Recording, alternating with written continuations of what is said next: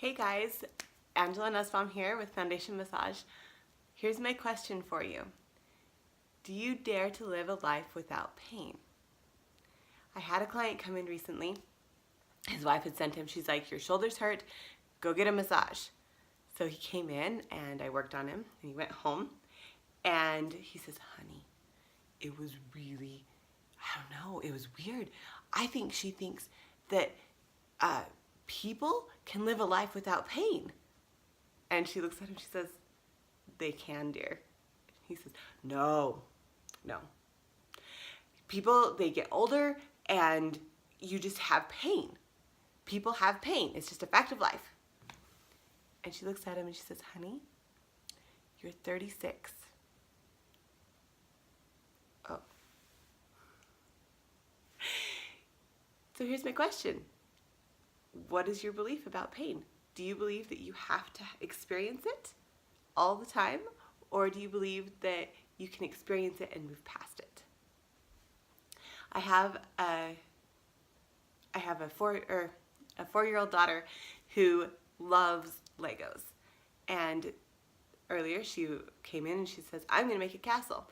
So she made her castle and it was beautiful. And I said, okay, can you do something with a taller spire? And she's like, yeah. And so she created a spire and she had so much fun with it.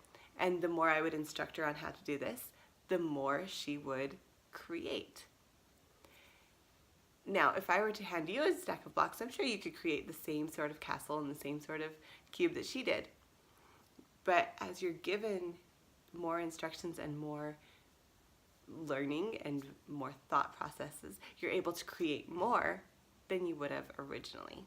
And that's what I want to teach you a little bit about today, is there's a connection between your body and your spirit. And when they communicate and receive instruction, then you don't have to experience this life in a state of pain. You can actually create a life of abundance and thriving. You don't have to have an experience of pain all the time. I believe that we do go through periods of pain, but I do not believe that we have to keep experiencing it. I believe we learn, we grow, and we move on. And I have clients who have fibromyalgia and who have had chronic shoulder pain, chronic hip pain, and they are improving and they're becoming better. The ones with shoulder pain, several of them have no shoulder pain anymore. Same thing with hip pain. So as they learn their thought processes and as they figure out that communication that they've lacked between their body and their spirit, they've come full circle and they don't have to experience that. And that's what my root mentoring is about. But today I want to share just a few things that you can do to increase that awareness for yourself at home. You don't have to come and see me every time to have this experience. So first of all, we're going to talk a little bit about muscle testing. Muscle testing allows you to communicate between your conscious and your subconscious mind, and they communicate and then the subconscious mind is able to communicate with our spirits and help it to move past that negative energy that's holding us into a space. So what I've found, is that my clients and my friends as well, we go through these experiences where we experience shame or hiding or fear, all these emotions, and sometimes we don't deal with it the way that we need to.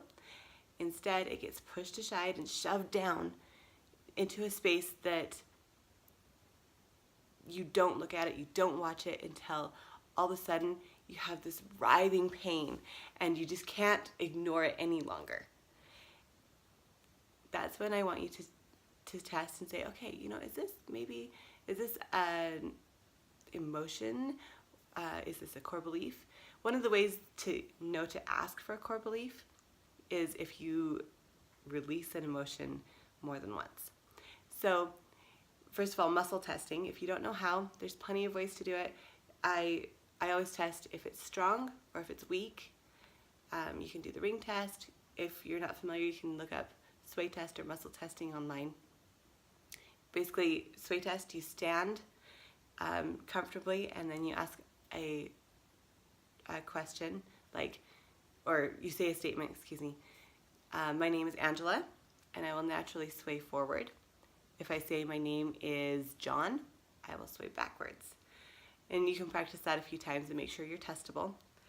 And then you're going to go into, is this an emotion? If you look up the emotion code charts, there are a plethora of them. I use Bradley Nelson's emotion code chart, and it's very effective and it's very easy to use. Right, left columns, and you can group them. Is it in the right column? Is it in the left column? Is it in the odd row? Is it an even row?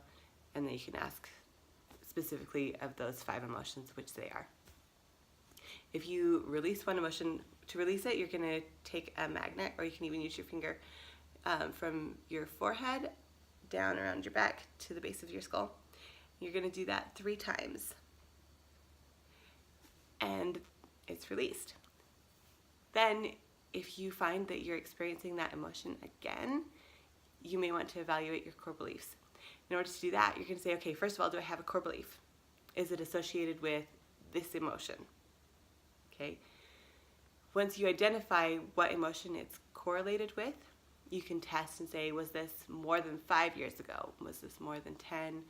No, and you narrow it down to the year. And typically, just by asking a few simple questions of time frame and knowing which emotion it's linked with, you'll be able to recognize what that is, what the core belief is. And then you go ahead, you recognize what it is, and you're going to move through the next few questions. So it's going to be who has this emotion? Is it your or your core belief? Is it yours, or is it maybe an ancestor's, or have you taken on someone else's belief system? Because we totally do that sometimes. I had a friend who, she's like, oh, you can't ever do that, and I'd never even experienced that. And because she was so vehement about not having that experience, sorry, I don't have permission to share that, I never went there. And then I found out that that was her story, not mine. So whose, what was it, what's the actual belief? Who, what, where did this happen? Was it in a childhood home? Was it at school? Why did it happen? Figure out what was the perspective that was going on here. Was it that you weren't good enough, or was it that people judged you because you were too good? Any of those kinds of things you're going to evaluate. And then see who, what, where, when, and why. So when is the one I missed. And you're just going to figure out. It's pretty self-explanatory. Anyways, so track down your core beliefs, and as you release them, you'll actually feel those knots in your shoulders or in your hips start to relax and let go. And then you can go and speak with a massage therapist or an acupuncturist, anyone who can help you relieve the tension that's built up there physically. And once you do that, you're going to have a whole new experience of a pain-free existence. It's amazing. I do this with my clients on a regular basis. We track down things that are holding them back. And here's the really cool part, guys. As you start to release that physically, you're able to experience new things in life, new qualities of abundance. I had a client who, she came in and she says, I want to work on my abundance blocks, and I want to work on my belief systems because I want to have a house.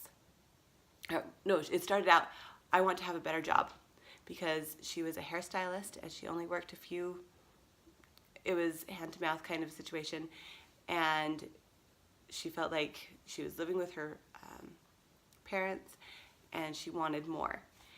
So we released so many core beliefs and emotions that were tied with money, and within 2 months she had a new full-time position at a job she tried to get years before and was rejected from.